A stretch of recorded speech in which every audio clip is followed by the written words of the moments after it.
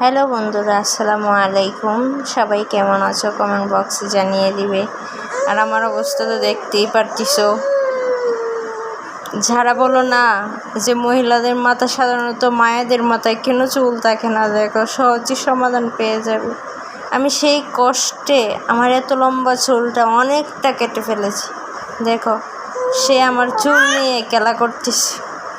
তার খেলার জিনিস হচ্ছে আমার চুল। এত খেলার জিনিস থাকতেও সে আমার চুল নিয়ে খেলা করতেছে। আবার সে আমার দিকে তাকিয়ে তাকিয়ে দেখে আমি তাকে কিছু বলি কিনা, তাকে বকা দিই কিনা, তাকে যেন বকা না দিই তার জন্য আবার হাসেও সে। বুঝতে পারতেছো তোমরা? এখন থেকে জেনে নাও, যারা মা হবা নতুন তারা জেনে নাও, মাথার চুলের আশা ছেড়ে দাও। তাই আমার চুলের আত্মার মাগফিরাত কামনা করছি। আমার চুল